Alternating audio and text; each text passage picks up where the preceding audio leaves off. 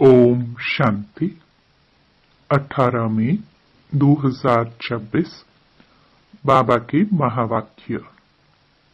मीठे बच्चे, इसी रूहानी नशे में रहो कि हम ईश्वरीय फैमिली के हैं। हम अपनी गुप्त दैवी राजधानी स्थापन कर रहे हैं। प्रश्न: बच्चों में कौन सी आदत पक्की हो तो सारा दिन खुशी बनी रहे? उत्तर: अगर सवेरे सवेरे उठकर विचार सागर मंथन करने की आदत हो तो सारा दिन अपार खुशी रहे। बाप की श्रीमत है, बच्चे अमृत वेले उठकर अपने बाप से मीठी मीठी बातें करो। विचार करो, हम अभी किस फैमिली के हैं?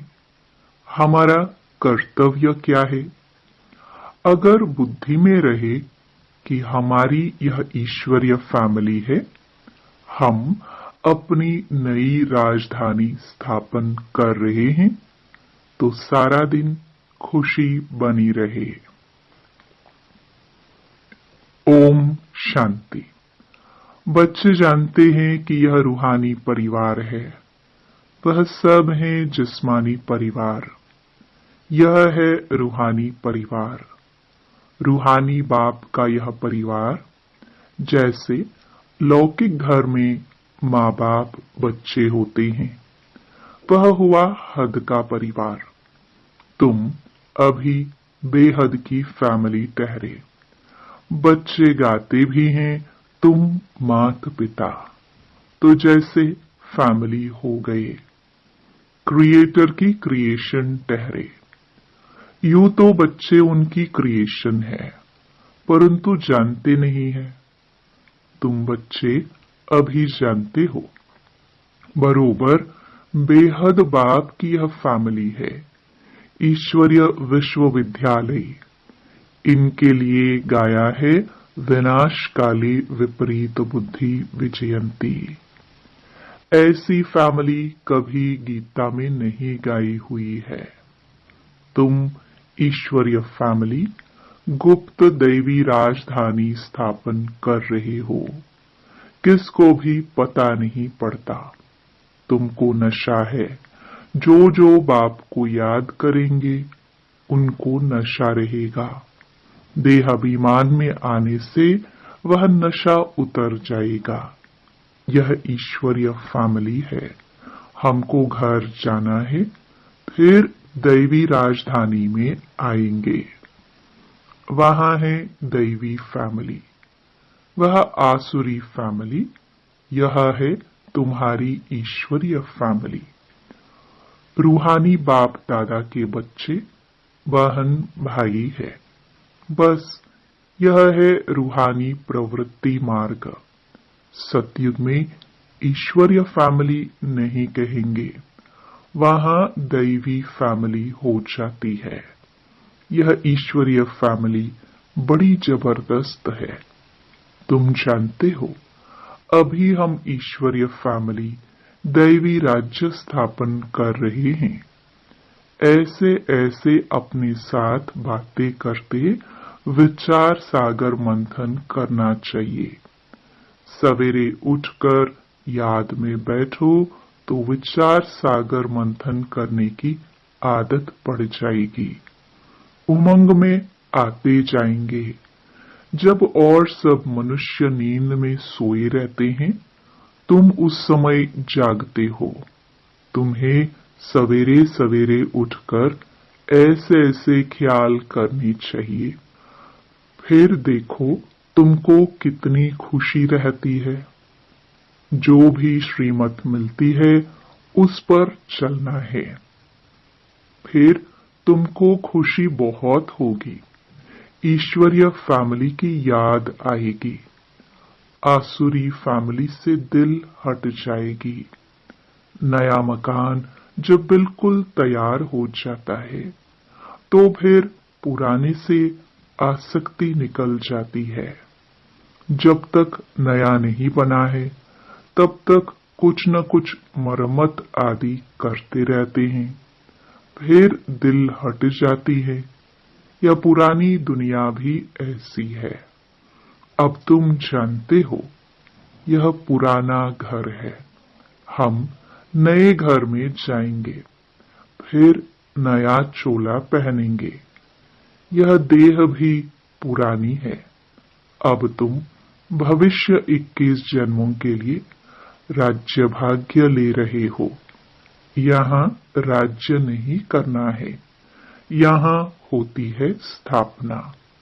यह बातें सिर्फ तुम ही जानते हो। है भी यह गीता राजयोग है ना। इसे कहा जाता है सहज राजयोग।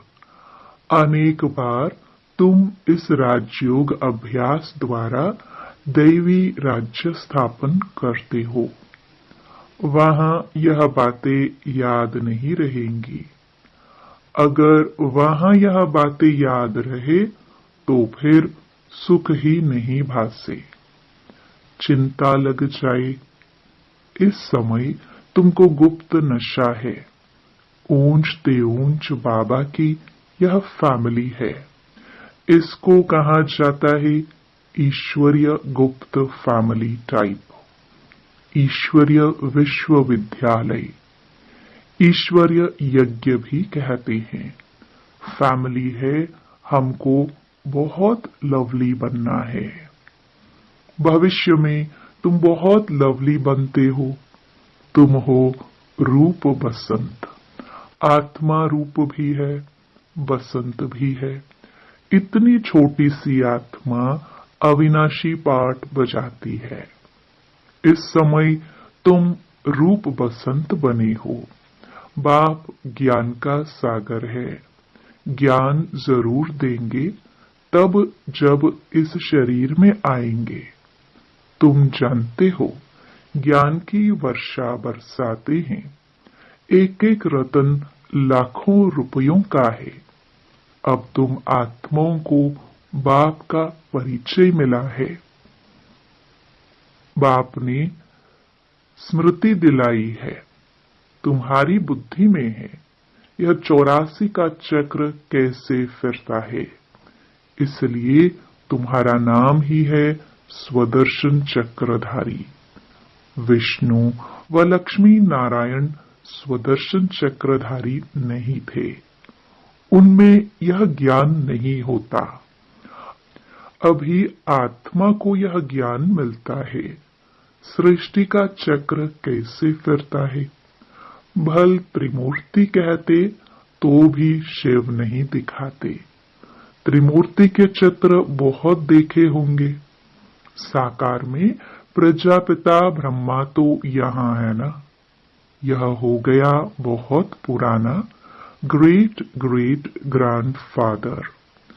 तो यह हुआ प्रजापिता ब्रह्मा का सीजरा। बाप सृष्टि रचते हैं ब्रह्मा द्वारा, तो ब्रह्मा बड़ा हुआ ना, दिखाते भी बूढ़ा है। यह 84 जन्मों का चक्कर लगाया हुआ है। अभी तुम इन बातों को समझ गए हो। यह भी जानते हो कि बाप के तो सब बच्चे हैं। आत्माओं को बाप का परिचय देना है। अभी भारत का बहुत बड़ा कल्याण हो रहा है। सब आत्माएं पवित्र हो मुक्ति धाम में चली जाएंगी। तुम हो ही भारत की सेवा पर। भारत खास, दुनिया आम। तुम अभी थोड़े हो जो इन बातों को समझते हो। फिर नटशल में समझाया जाता है, बच्चे मन मना भव। अलग में भी समझाया जाता है, जो कुछ है दैवी राजधानी स्थापन करने में लगाओ। बापू गांधी क्या करते थे, वह भी रामराज्य चाहते थे। कैसा वंडरफुल खेल है ना। अभी तुम साक्षी हो, खेल देखते हो। तुमको हंसी आती है, कहाँ की बातें कहाँ ले जाते हैं। बाप कहते हैं, ड्रामानुसार दुनिया की गति बुरी हो गई है। फिर बाप आकर सद्गति करते हैं। तुम बच्चों को नशा चढ़ा है। यह है सारे वर्ल्ड के निराकार बापूजी। यह ब्रह्मा भी किसका बच्चा है? शिव बाबा का। वह किसका बच्चा? यह माताएं कहती हैं, शिव बाबा हमारा बच्चा। यह है शिव बाबा का खेल पाल। बाकी ध्यान दीदार में तो माया की बहुत प्रवेशता होती है। यह जो कहते हैं हमारे में शिव बाबा आते हैं, शिव बाबा यह बोलते हैं, ये सब भूत की प्रवेशता है। तुम बच्चों को खबरदार रहना है। यह भूत की बीमारी ऐसी है जो दोनों जहान से उड़ा देती है। यह कभी भी ख्याल नहीं आना चाहिए कि हम साक्षात्कार करें। ये सब भक्ति के ख्यालात है। ज्ञान मार्ग को अच्छी रीति समझना है। माया अनेक प्रकार से धोखा देती है। साक्षात्कार आदि से कोई फायदा नहीं। बाप कहते हैं, इन द्वारा सगाई कराते हैं। बाप का फरमान है, तुमको कोई भी देहधारी को याद नहीं करना है। तुम अपने को आत्मा समझ बाप को याद करो। अपने कल्याण के लिए बाप को याद करना है। यह तो बहुत समझ की बात है। बाबा को कोई भी समाचार लिख सकते हैं। कई बच्चों को तो इतनी भी अकल नहीं कि बेहद के बाप को चिट्ठी में अपना खुश खैराफत का समाचार लिखे। लौकिक बाप को चिट्ठी न लिखे तो आराम ही फिट जाता। यह भी बेहद का बाप है। देखते हैं मास डेढ़ चिट्ठी नहीं आती है तो समझते हैं इनको शायद माया खा गई, जो ऐसे पारलौकिक बाप को चिट्ठी नहीं लिखते हैं। इतना तो लिखना चाहिए, बाबा हम नारायणी नशे में सदैव रहते हैं। आपकी दी हुई युक्ति में ही हम तत्पर हैं, तो बाबा समझेंगे खुश राजी हैं। चिट्ठी नहीं लिखेंगे तो समझेंगे बीमार है, याद में ही नहीं रहते हैं। नहीं तो बाबा को समाचार देना है, बाबा हमने यह सर्विस की है, इनको समझाया, इनकी बुद्धि में पूरा नहीं बैठा, तो फिर यह भी समझाएंगे कि इस रीति समझाओ। भक्ति मार्ग में जो कुछ कहते हैं समझते कुछ भी नहीं। मुख्य बात बाप को ही नहीं जानते। बाप को जानने से भारत सद्गति को पाता है। बाप को न जानने कारण भारत बिल्कुल दुर्गति को पा लेते हैं।